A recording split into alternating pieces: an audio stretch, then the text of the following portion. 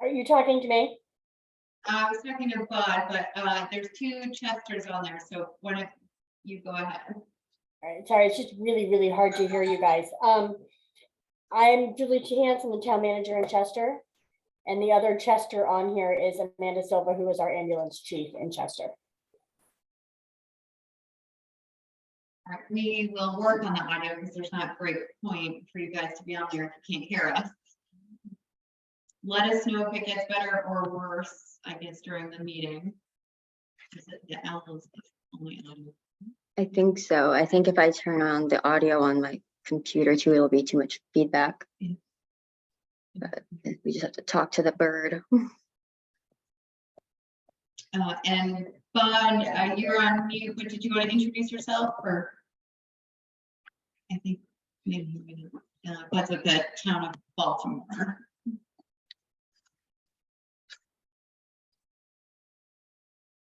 Does that make a difference in how well you can hear us? Is that better? I think that's probably no. No. Sorry. Yeah, it's a little better. I'm playing with the settings on my computer, seeing if it's just me, but I think in general, just if people can speak up, that's really helpful. if people can speak up, yeah, agreed. Okay. Okay, so yeah, we're just gonna pull up a slideshow to keep us on track here, be aware of time. We try and when we send things out, we're cognizant of your time. We try and keep, we don't want to go over what we say the meeting time is, so we'll always get you out of here, even if we're not talking about business. If you don't know where you are, we're at the first Regional Emergency Management Committee, or REMC. We will edit lots of acronyms. It has been a while. 2.5+ years. I thought President Houser would be here. He was the old LAPC3 chair. I was going to have him jump in quite a bit to give some of the history. LAPC3 used to be our sort of emergency management roundtable for this region. It was made up of sort of the same EM professionals, but it also had the tier 2 and those statutory requirements that we were supposed to do. So the state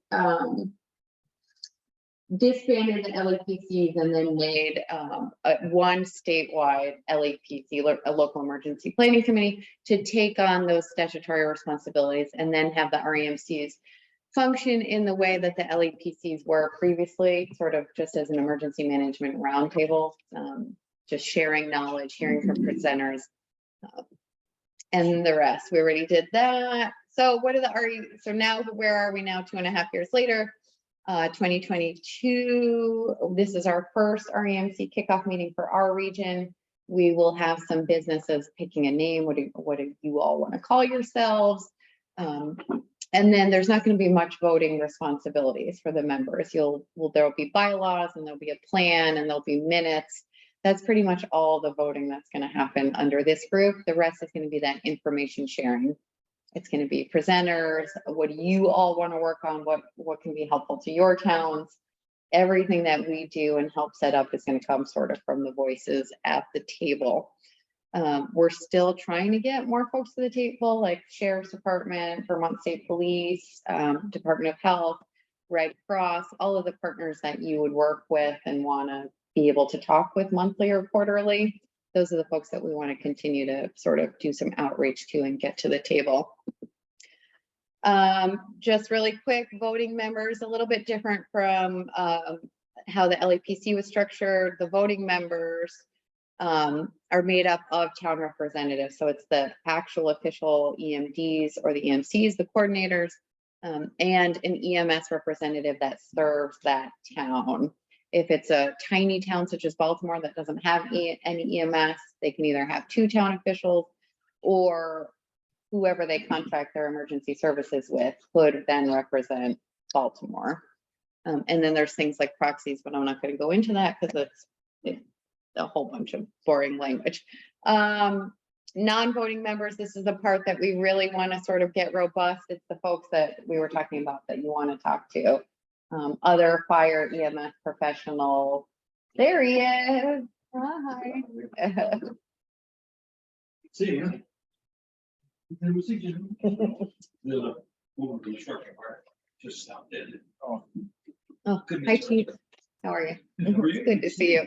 You know the back history, so I'm not gonna go over it for you again. Okay. Yeah. Appreciate that. I appreciate that. Yeah. Non-voting members, the folks that we want to get on the table, that'll be helpful for you to roundtable with and talk with.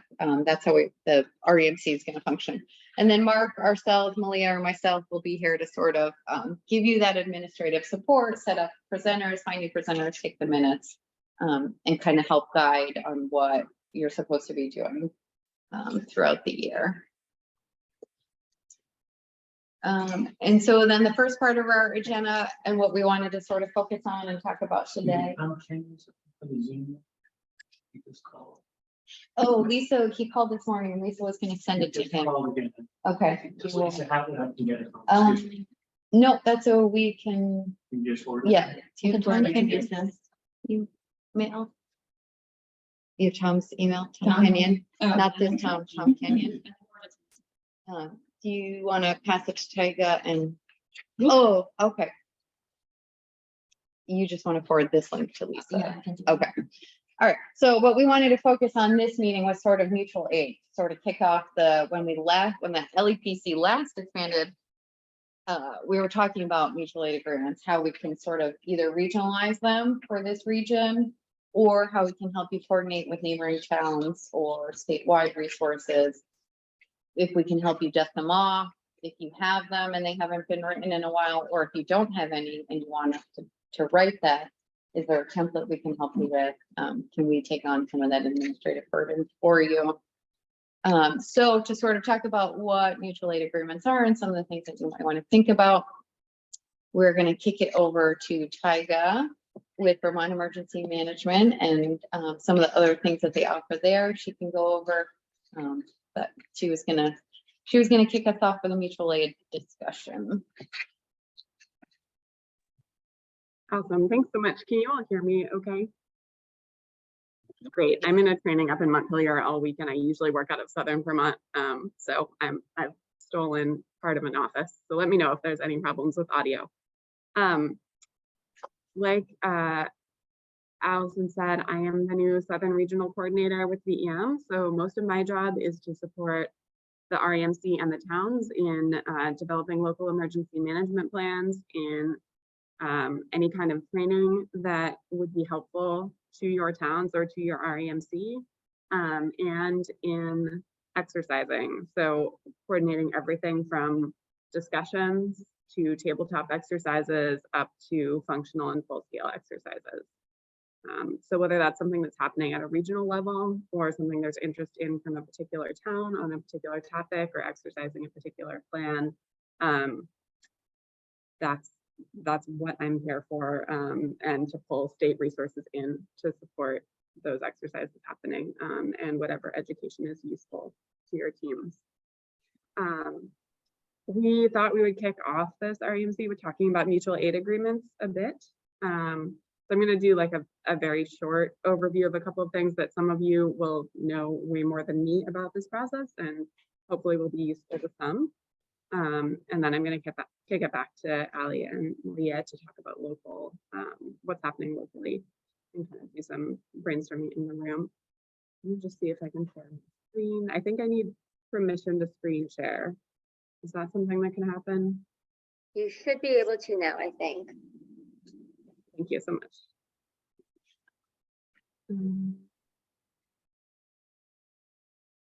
Okay, can you see the slide okay? Yeah. Great. So I'm gonna start with a super quick video as kind of the why to talk about mutual aid agreements in advance. How many people have heard the black box, the like air traffic control audio from the flight that landed in the Hudson about 10 years ago with Captain Sully flying? Most people in the room heard this before? Seeing one nod and the rest of you are too small on my view to tell. But whoops, sorry about that. I'm gonna pull this up. I'm sorry, I screen shared the wrong thing. Just a second. I'm gonna pull this up because it is a fantastic, I know that most of y'all are not in air traffic control, but it's a fantastic example of quick thinking crisis communication that would not have been possible without really intentional mutual aid planning in advance. Give me just 1 second to get this rolling. It's only about 2 minutes long.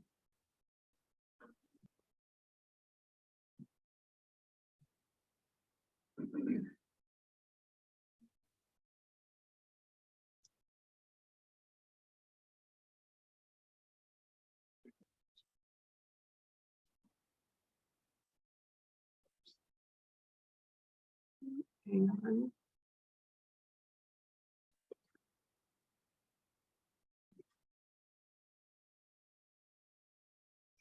Okay, sorry about that. Clearly virtual is not my strong suit. Give me a shout if you can't hear the audio, but hopefully you should be able to.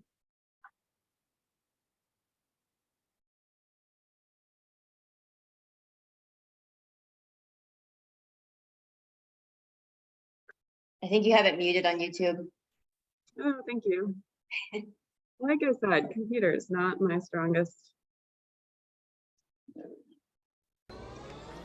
Cactus 1539 hit birds who lost thrust on both engines returning back towards LaGuardia. Okay, you need to return to LaGuardia. Turn left heading up 220. 220. Tower, stop your departures. Got emergency returning. Who is it? It's 1529. He bird strike. He lost all engine. He lost the thrust in the engines. He's returning immediately. Cactus 1529, which engines? He lost thrust in both engines, he said. Got it. Cactus 1529.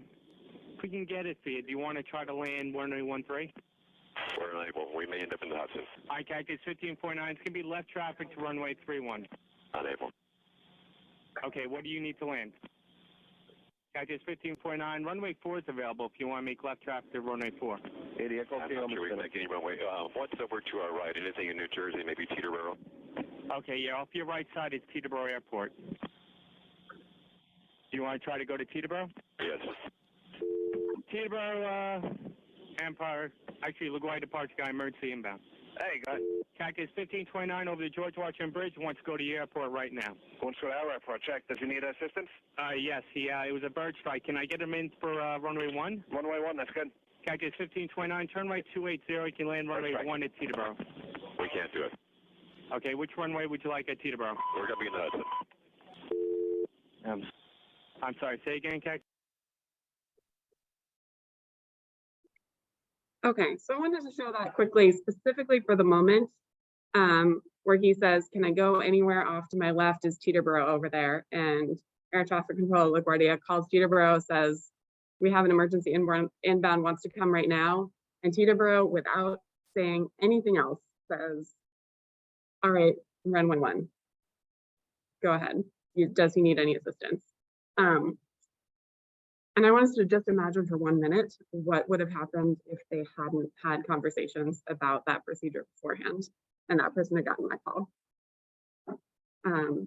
I know most of you in the room have a lot more experience with mutual aid agreements than me, but this has definitely been a learning moment for me in thinking about what is possible with planning ahead in terms of streamlining these processes. And everyone on that flight, as I'm sure most people in the room know, everyone on that flight survived. They didn't make it to Teterboro, but that communication gave Sully the information about the options that he had to make the choice that, or set of choices that saved that whole flight. All right, back to the probably less interesting slides here. That's kind of the like a big why question for me around mutual aid agreements.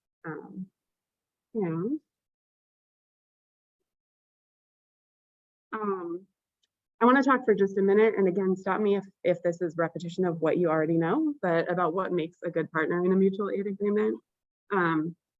We find that a lot of towns go to their neighboring town, the closest neighbors, and make these agreements there.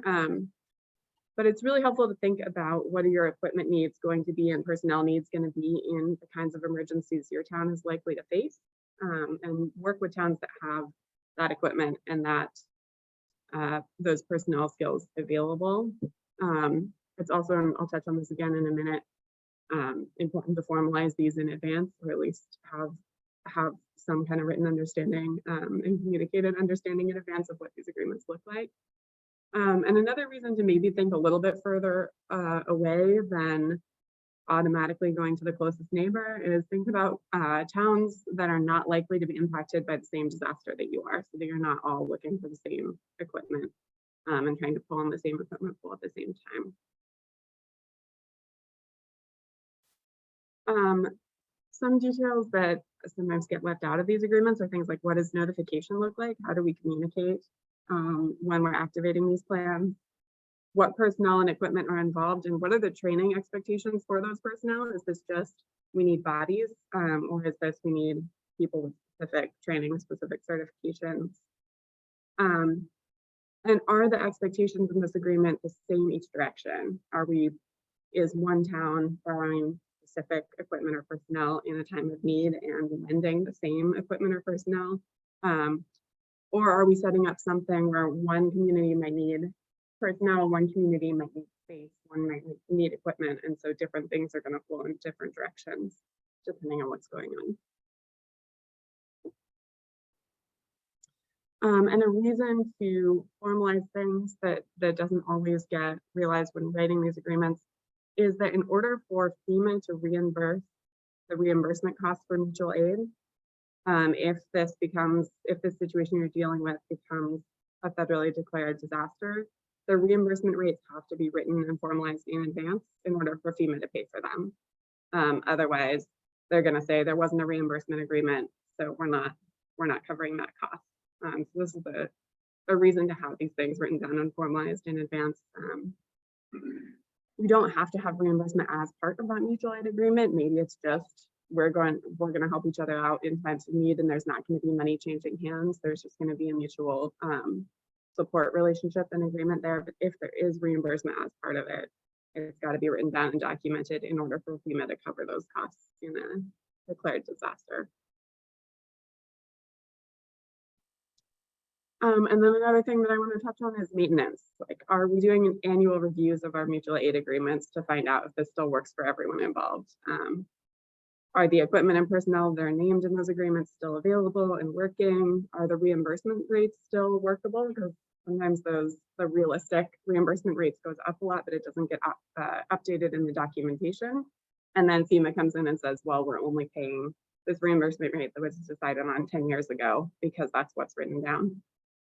Same with equipment status. Is the same equipment available? Is it still in good working order? And then things like who has access to these resources? Has the contact person for the person holding the keys changed in the 10 years since we made this agreement, or the 2 years since we made this agreement? Have contact phone numbers changed? How would we actually get in touch, and is that updated? And then the kind of last point I wanted to hit here is ways the RMC can support these agreements happening. Each town in your local emergency management plan has a typed resource list of equipment that's available. Some REMCs are choosing to share those lists between their member towns. And that way everyone can see this is what's available in this town. If I need or anticipate needing that equipment, that might be the town to approach to talk about building a mutual aid agreement. There's also, Rutland has a regional public works mutual aid agreement that outlines the ways that those agreements happen at the REMC, like full region level, which is also an option. And these REMC roundtables, as Allison said, can include as many players as are useful. So if we can bring together everyone who might be participating in these aid agreements, this can be a forum for formalizing those and throwing options and opportunities on the table so that communities all have as much of their equipment and personnel needs met as possible when emergencies come up. So I want to toss it, I don't want to take too much of your time, but I want to toss it back to Allison and Malia, especially to talk about what agreements exist already in the room, and if there are ways that VM or the REMC can support those, and also are there holes where mutual aid agreements would be useful that don't exist already? If so, I don't know if we want to go around, or if somebody wants to share a story or knows immediately that they have some needs, but sort of going through her presentation, that's what struck me either. folks must be in that maintenance phase. Maybe you've had these agreements for a really long time, maybe you need some help reviewing them and updating them, or maybe you don't have any in lifetime outside. Sort of wanting to gauge where we are as a group here. today on the call. We did it a number of years ago, so, I mean, it was done here. On the public works. On the public works. Okay, because there's not right, there would be. I don't know, it's not- Yeah, once it's started. I don't know. Because there was, right, so at a different time, because the public works and fire, you guys must have some, like CMS, must have in the town. Probably not for disasters, so I guess there are different types that we'd be talking about. Has yours been updated, the public works one? I know we did that. Has that been updated? Do you think it needs? Yeah. looking at? Absolutely. Okay. Because the changes, you know. Right, you know, personal changes, enforcement type Right. people now. personal changes. And is your agreement region wide? Or is it Yeah. with the agreement? Oh. Oh, that that was a mistake. in my, are here? I felt. He went somewhere there. Well, I apologize for that. No, I don't think he is. Yeah, problem solved. That's usually. So, I think.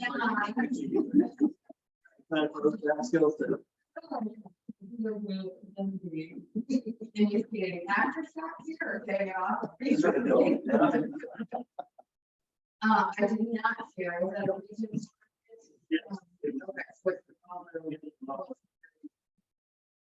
And we actually, they actually worked in, we went and helped the town sector when they had a major highway issue. Okay. And we went in there and helped them a week or more. Yeah. With the truck. Send a truck there for a week every day. And Yeah, mutual aid, the way the mutual aid works, now, I mean, and I hope it still works the same way is. We didn't charge them anything, we paid our guy overtime. When you work overtime, to go up there, which obviously you didn't get a day's work up there. And they were trying to do a whole bunch of road repair and that type of thing, and. We foot the bill for our own people on this. Do we have a fee schedule set up for that, though, for the FEMA reimbursement? Well, FEMA's already just pretty set. But yeah, so it's not there. Did. No, but what I'm saying, because of the reimbursement aspect of the slide, Yeah, if that were. it's not directed at them. Part of It's like, it's pretty- it. I think they did. I think it did get reimbursed. But they I didn't don't- do anything. I think they, well, I don't know if they put in for our. Your costs, yeah. Right. Oh, maybe they got paid for yours, but then did it pass them Well, on? maybe. West but Windsor. How would- Right, how was, Yeah, I mean, I you don't, didn't come, you're right, nobody in West Windsor was coming looking. but as far as I'm concerned, the mutual aid means we're working for you for nothing, they're working for us for nothing. Just in times of need. That's the way I see it, unless it's, I mean, I'm sure that was a FEMA event. Yeah, And whether they got money for it or not, I do not know, but Mariah would know. Mariah was, she's the EMS Yeah. person, or EM. I know, Maria. Yeah. I don't know if it's already in there, but if it was updated, it may be beneficial, put things in there like employee skill set. You just looking at the public works and aspect of it, you have employees with different backgrounds, you know, greater operations, excavator, tree work, things like that. So if you have take a major tree incident, you know, maybe you would call from that mutual aid. Each town has one or two guys that are really, you know, have a background in logging. Okay. Yeah, depending on what the emergency is. Right. Instead of going, specifically going to West Windsor, I'm gonna go to Right. Weatherfield, We need because they've people got the that can best. Run an excavator, we need people that cut trees or whatever like that. Okay. Diversity. Yeah. Because that can be widespread. So did you have a mutual aid agreement specifically with Thetford? No, it was through the region, through regional planning. And that's gotta be here somewhere. Yeah, Because we we have also- it. I don't think because anyone we all here's looked decided- at it and. Yeah, I'm sure it's been 7 or 8 years. Yeah. Now, on the fire side and MS, we had both the Connecticut River Valley, which is the phone. Well, is it? Yeah. Legal? Technically, I don't know. legally, it's still there Right. with one member, Well, and then we all went to the, I think they had to get rid of their money before they could yeah. close it. So I think that was the hang That up. was the last hang up. So I don't know, so, you know, we used to be in 2 mutual aid groups. Mhm. Yeah, I don't, we're dealing with both of them as well. Yeah, there were So- like 4 or 5 departments. that were full. Yeah. So, but now we're all in the Upper Valley. And, I don't know if you have those mutual aid agreements or, Don't have those. On the fire side, that's gonna be. We have all that. Yeah, that would be an easy thing. I mean, that would just be taking the agreement that we already have existing and just getting updating it and getting it over to you guys. Who houses or like who admins that? Cause that's a pretty big, if it's Upper Valley, I assume it's. Yeah, you Up got down 30 here. Yeah, It's a changing board group. and large number. That's a 30 in the 30s. Mariah would be the one to Yeah. reach out to on that too. because she's president of that. Okay, cause I wonder if they as an organization need help updating or getting, at least I can say I can help our folks, our southern folks update there, but I bet there's a template for the entire. Yeah, well, it covers all of us. Right, yeah. Covers all of us. Equally, so. Okay. And that works, there's no, Yep, you guys works don't need great. any. Works great, and on it already has the fee schedule. It's broken down too for the reimbursement. the- So that seems That's like all been it's not adopted with it. broke and don't fix it. Seems, it No, works, it's- maybe needs some updating, but I mean, just to formalize it, having up-to-date numbers from FEMA in it probably wouldn't be a bad thing. But other than that, I mean, it works very well. Yeah, is Mariah responsible for yearly reviewing it or? No, Each one. no, I think we're all It's- responsible for our own. But I mean, that's one of the reasons why they have meetings. I mean, it's to. And one of those things on the agenda should be that, you know, Right, readdressing those every year. how does that work with, is that the same on the EMS side? Or is that a separate ambulance, like if you run an ambulance, does that fall under your fire, or is that a separate? Ambulances are different. I Right. mean, we, you know, if we send a paramedic to a town, we charge them for it. We charge them a fee. If they send a paramedic to us, they send us a fee. So it's not as much mutual aid as I don't have an ambulance, I need an ambulance. Ambulances are contracted by each individual town as well. That's like my ambulance Yeah. is contracted in 6 different towns. Right. Excluding Windsor.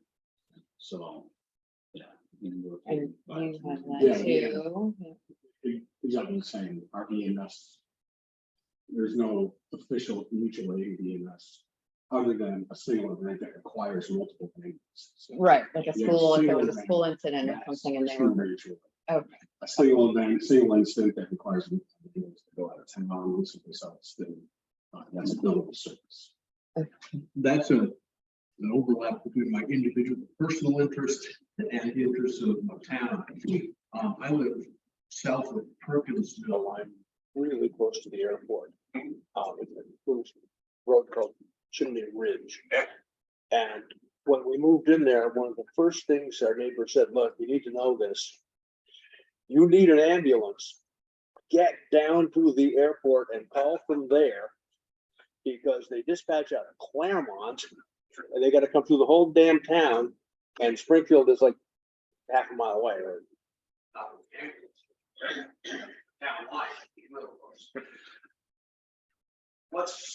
Is that just, you can't even do, or how does that all work? In what respect? Well, Going to the if airport? I didn't go to the airport, Then we would not come here. you would not, okay. Well, we would. So, like in an emergency situation, okay, if we know there's something, we have excellent relationships with our neighboring towns. If we jump the call based on what it is, your house is on fire. We know we're gonna go anyways, we might jump a call like that and get there at the same time as the town's fire. We work together without waiting to officially be told. Okay, EMS, if somebody on my road has a heart attack or a stroke or something, sometimes we don't even hear it, we don't even know that's coming. okay, because it's 45 minutes anyway to get from Golden Cross to. Yep, that's what the town, that's their plan. Part of it is up to whoever something. Plan may need work. Whoever's responding to that too, they can request, if it's within the town policy, they can request wherever they want.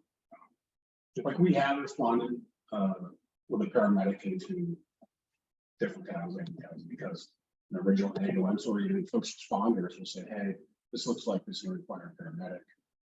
They will ask for if they know one's from The other agency. All right, thank you. But yeah, it's a subject, no, I don't want to say separate subject, but it's a subject that can be discussed. Different points of view. Yeah, if it's a big subject or subject enough, this group can talk about it. Yeah. And if we can, I mean, if it's a town-wide decision, I would imagine, right? If Yeah. you're gonna change boundaries, then, and that's what the RPC sort of does, help facilitate those town discussions. So it might not be, we're not gonna solve it today, but it might be like, if boundaries. And it may be. Well, the unfortunate thing is, with ambulances, it all comes down to money and who charges more per capita. And that's how they're gonna pay sometimes for the towns are used to paying $6,000 or $10,000 for one company. Don't wanna go. The with closer the company higher- may cost them $15,000 or $20,000, Okay. and they just say, no, we don't want to pay that. And being in rural But it's in, they're areas. splitting a town, which makes it a little, so they're saying these residents are worth the maybe Exactly. higher cost. That's and exactly what I'm saying. I think you have to include a little bit part of it. It's very common. I mean, the rural areas of Vermont are huge, right? Well, we Yeah. cover 55 square miles. I'm not sure. They're huge areas. So you're gonna have those cases completely around your border with other towns. So they have different rules and policies and all these different agencies, quite complex and complicated, which is the unfortunate situation. There's gonna be people like yourself. Well, if I call you from the airport. Get there. That's one of those, That was the first piece of advice we got. I mean, I'm not saying anything bad about your decision, but that's one of the things before you buy property somewhere that you should look into. Because, you wanna think ahead, but why is the property cheaper? Or, you know what I mean? Maybe this is why, because we have a contract with Golden Cross that's $8,000, and we could contract with Springfield and it'd be 25,000 or whatever. I'm just throwing out numbers. And so that's why the town probably made that decision to go with who they're going with. Well, given the population in the town, if we contracted with Springfield, there would be more people who would be hard to get to. Because Golden Cross is closer to a large part of our population, I guess. Oh, yeah. Probably, the decision probably made sense to do it the way they did. I don't think it was necessarily the cheapest. but- Roll the dice. Yeah, well, But that's the unfortunate, that's where we live. right. I mean, the ambulances Oh, aren't sure. 5 minutes away anywhere we Yeah. live. I worked corrections for years and the domestic violence call and how long, but when she calls before somebody can get to that place. 45 minutes was pretty good in some parts of the state. I think some of the things you can control too, in your position in the town, is to look at the town policies. And what the responding agencies and departments, the agreement within the town policy, because you can't necessarily control which ambulance is contracted through the town, but you can control some of the operational policies on a town level. If that makes sense. I'm waiting for it too. I bet I would just do some digging on that. Okay. We also have 2 fire departments because we're so sprawled out.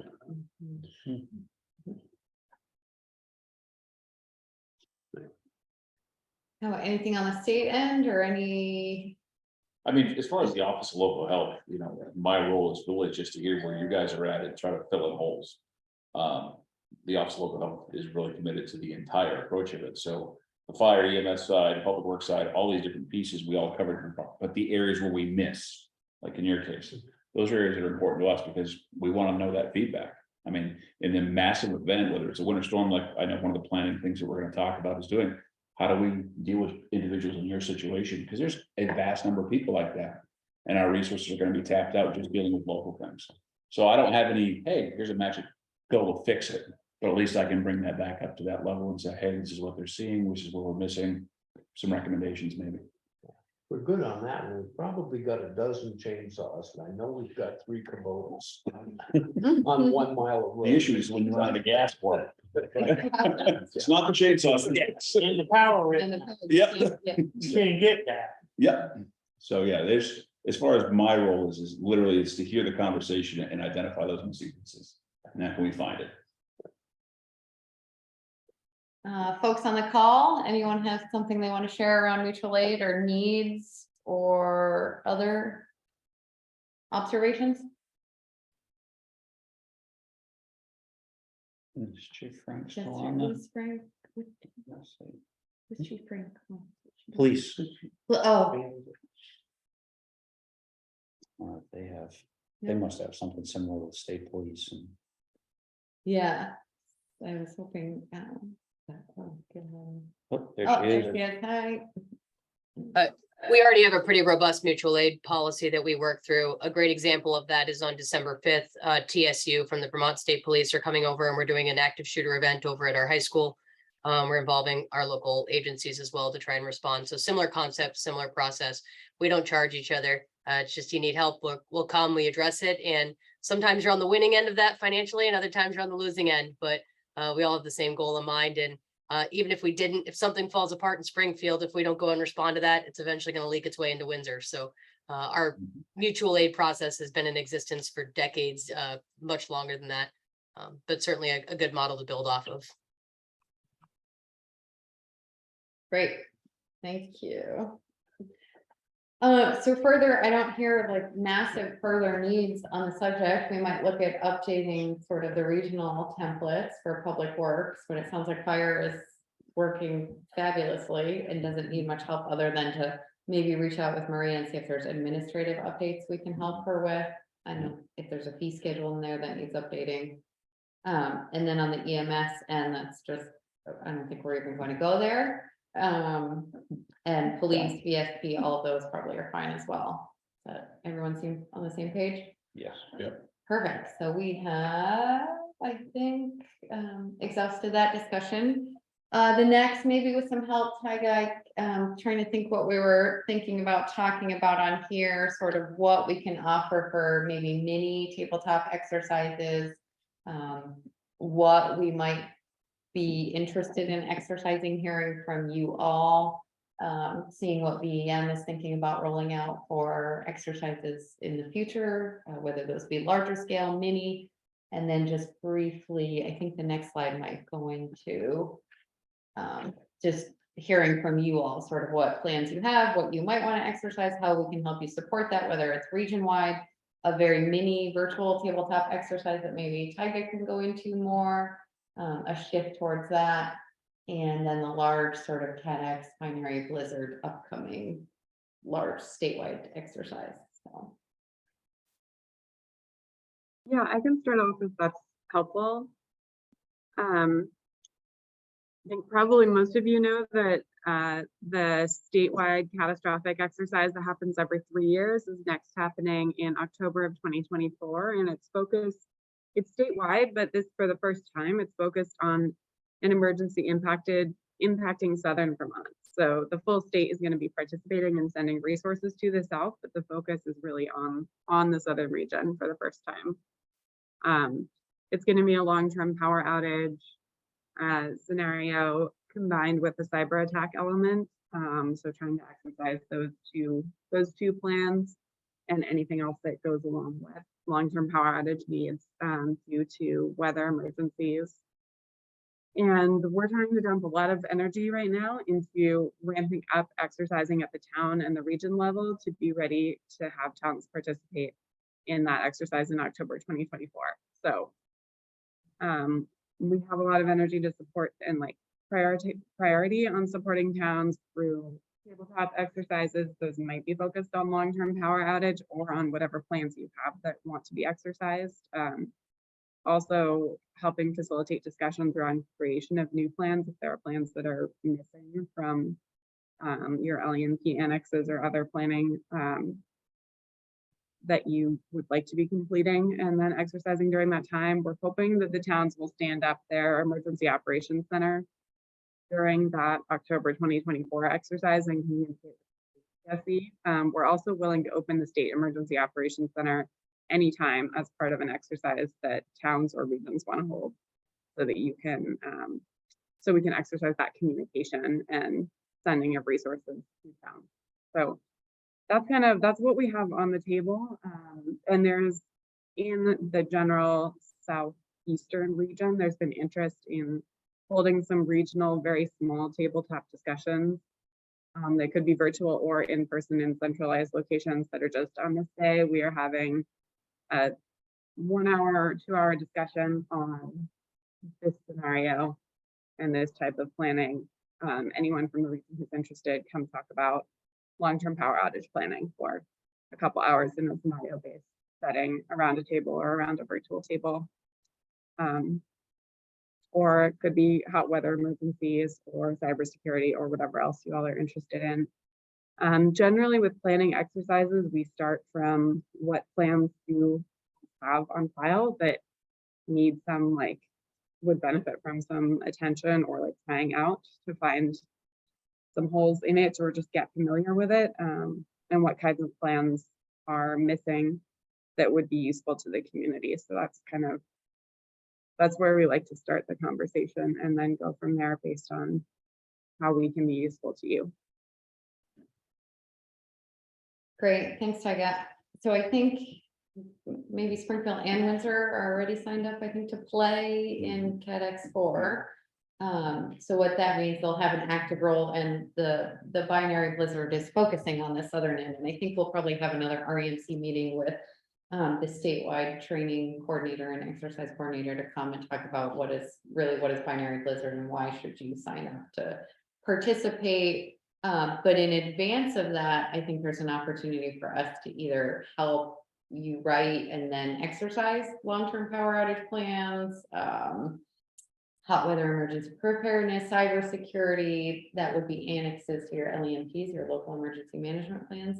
And if you already have them, which is sort of the question, does anybody have these plans in place already? Or is there any interest in getting those plans in place with help? We would write them, and then obviously we want to take on them. I know everyone's super stretched thin, right? Like you're trying to get volunteers in the door and trying to get folks, just like everyone. So MARC wants to be able to, how can we take on the bulk of that work?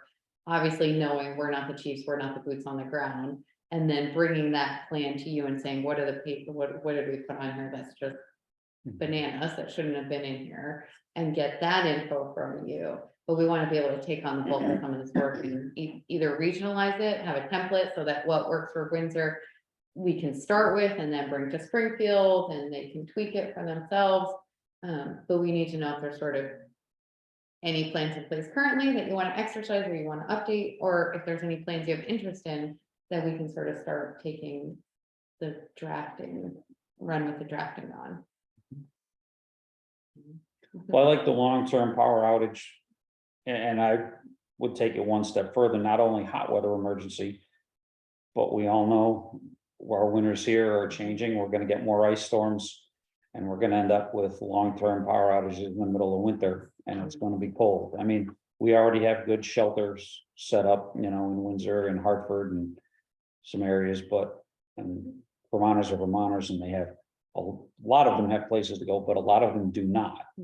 So, and in the winter, it's gonna just put a whole nother spin on that, because Texas found out the hard way that when it gets cold and a lot of pipes start freezing and breaking, And that's exactly what's gonna happen if we have a long-term power outage in Vermont. And people are gonna net plows a little bit. We're just gonna have a mess. I remember living through a 14-day power outage when I was younger, and that was not fun.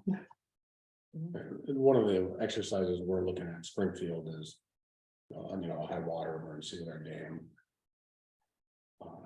That's something we'll be spending time on in the future. Okay. Just so you know, Springfield was the only town around here that didn't get damaged in our rain.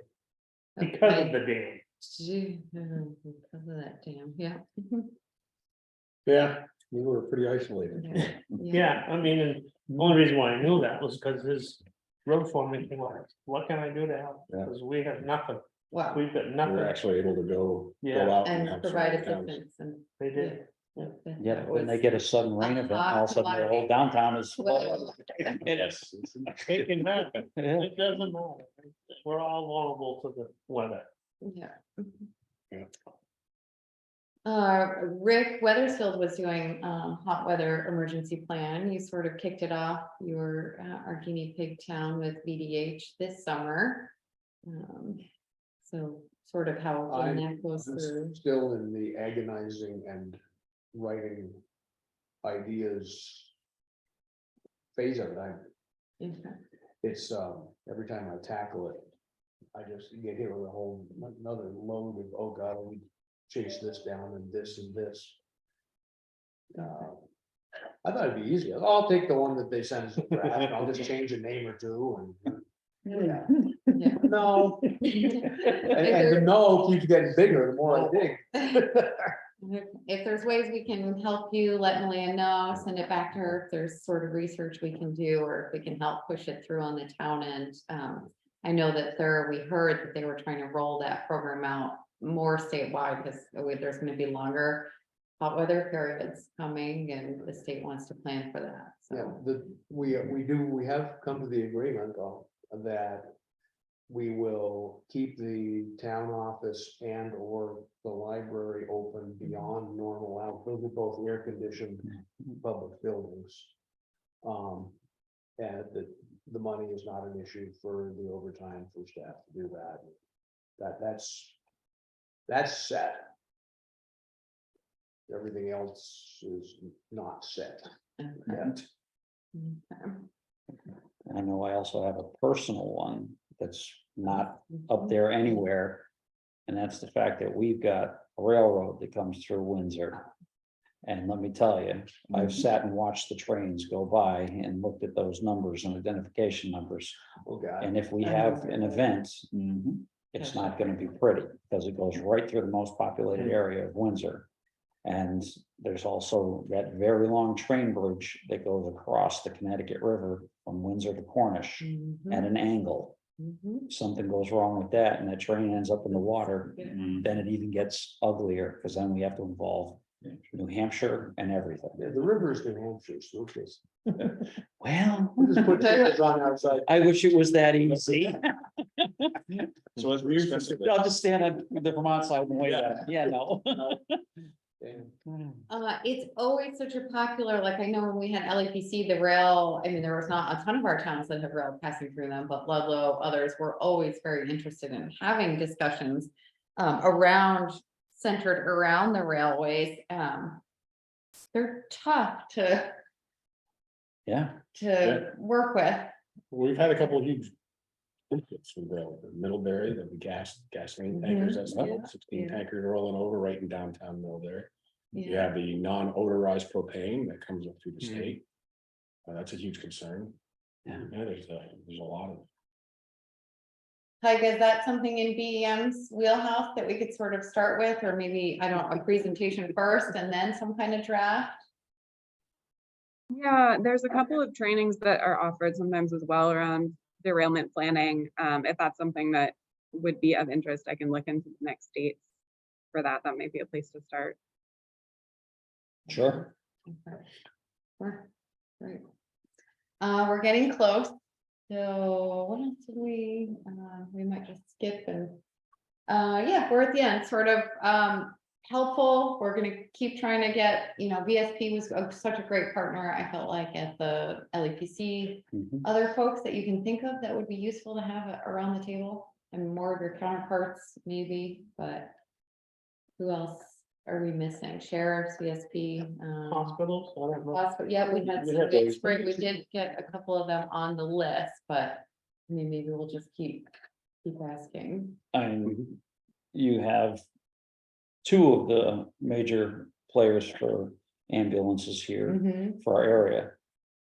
I don't think it would hurt to call in Golden Cross, Oh, honestly, because they take care of, Yeah. Yeah. Yeah.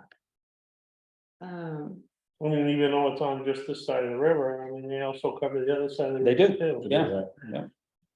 And And we all know. and we all go over there too. Right, we all know if something happens over there, we're all doing the guys. Something, a consensus on what y'all want to talk about or hear from? We're gonna keep it light. For the next meeting, quarterly, we're gonna try and meet quarterly. If things come up and you want to meet more often, we can do that too, but we figure we won't. Tremendously tax our time if we can try and meet quarterly. But we want it to be more of a casual roundtable. We're bringing in presentations that are of interest to you. But we want to hear that from you. We don't want to say, yeah, we think we're going to cram local sheltering initiatives down your throat, and there's really no interest or need for that. Maybe a handful of topics if we want to go around the room or in the virtual, if folks have ideas, and then we'll try and set those up.